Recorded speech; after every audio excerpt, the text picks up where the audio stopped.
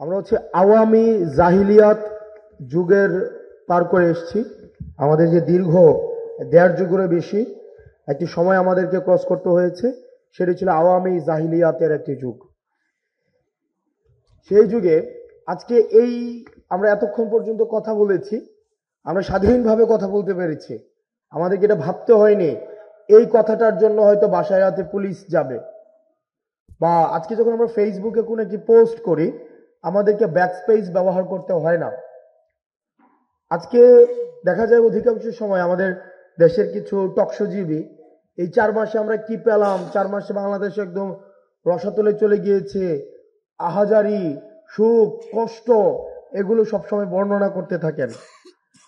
কিন্তু তারা যেভাবে আজকে সুখ প্রকাশ করেন টকশোতে, যেভাবে আহাজারি প্রকাশ করেন টকশোতে, গত 16 বছরে তাদের এই আহাজারি প্রকাশ করতে আমরা শুনিনি।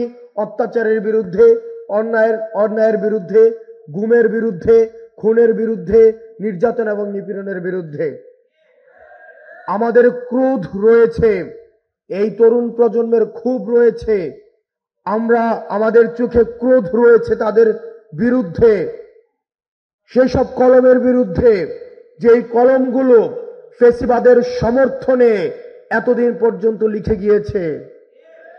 আমাদের ক্রোধ রয়েছে সেসব বিচারকদের প্রতি, যেসব বিচারকের কলম দিয়ে ইনসাফের পরিবর্তে জুলুম লেখা হয়েছে,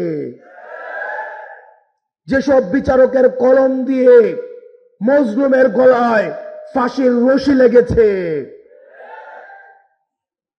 আমাদের ক্রোধ রয়েছে সেসব শিক্ষকদের প্রতি, যেসব শিক্ষকদের ক্লাসরুমের পরিবর্তে যেসব শিক্ষকরা প্রহসনের শান্তি সমাবেশে গিয়ে এই ফেসিবাদের পক্ষে সমর্থন উৎপাদন করেছে।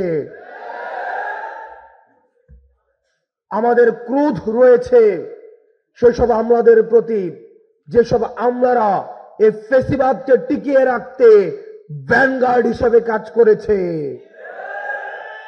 আমাদের ক্রোধ রয়েছে সেসব ব্যবসায়ীদের প্রতি, যেসব ব্যবসায়ীরা 27শে জুলাই মাদার অফ টেরর শেখ হাসিনার কাছে গিয়ে উন্নয়নের বায়াত নিয়ে এসেছে।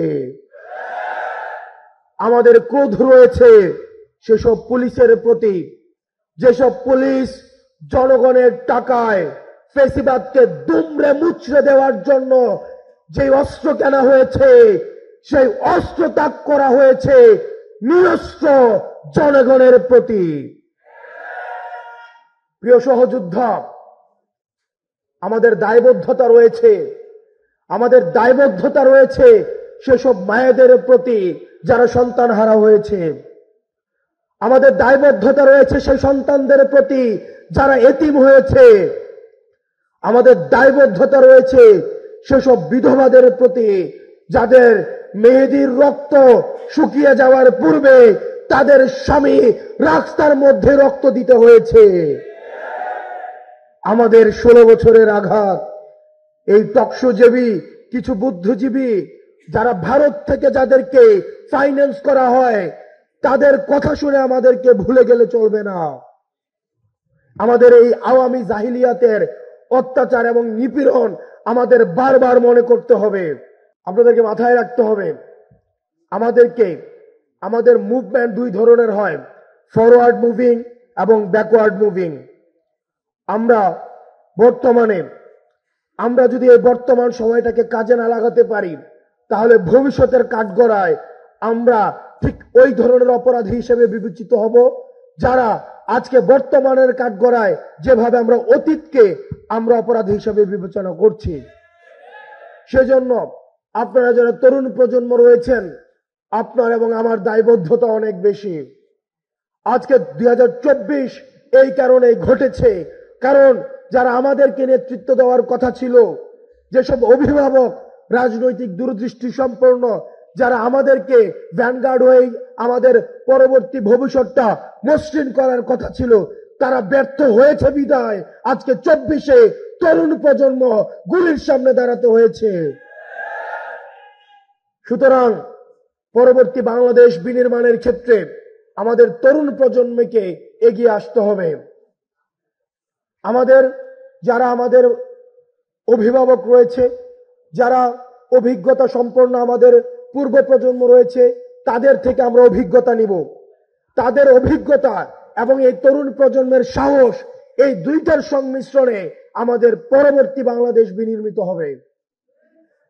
কোন শক্তি যদি রাষ্ট্রীয় কাঠামোর মধ্য দিয়ে মনে করে থাকে এই তরুণ প্রজন্মকে মাইনাস করে দিয়ে পরবর্তী বাংলাদেশ বিনির্মাণ করবে, ক্ষমতার লোভে অন্ধ হয়ে গিয়ে তারা যদি মনে করে থাকে এই তরুণ প্রজন্মকে তারা মাইনাস করে দিয়ে নিজেরাই সংসদের দিকে যাত্রা করবে, তাহলে তারা সেটা ভুল ভাবছে।